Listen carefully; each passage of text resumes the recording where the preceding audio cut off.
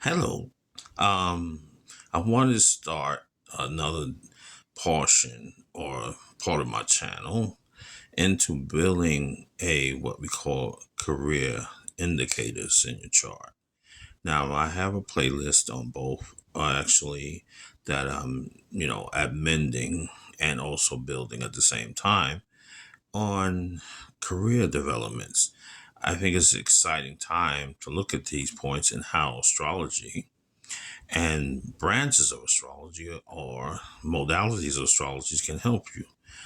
First one I would like to start with is synastry. And the next one I would like to start with would be planetary locations or relocation astrology. Now, doesn't mean that you're moving into another zone or so forth, but that can be an option.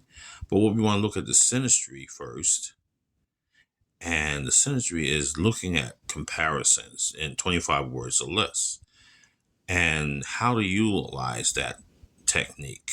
So, to start with, for example, you want to look at first yourself, your chart as the master chart, and do a chart comparison. Now, for those who may not know what I'm talking about, is taking one chart and juxtaposing on another chart. That's just one technique. But that's basically the idea. You're comparing, if you know your Venus and you know someone else Venus, then you can start with what I would recommend is to start with your family and then start outward from there, romances, social, business, etc. And you start to look at the comparisons. Just look at the Venus aspect and just start with that one finger until you kind of get very comfortable looking at Venus and say, oh, my Venus is in A and the other person's Venus is at B, and their energy from that can make either conducive or non conducive or conflicts. And you don't have to be an expert on that. You just get the basics of all the signs and you understand the energy of the signs. And that's level one. Now you will graduate in what I attempt to will do is to start bringing you up to par with looking at certain indicators in a chart. So the next one I would say is the relocation. Understand where you're living at. It has a birthday, meaning your state.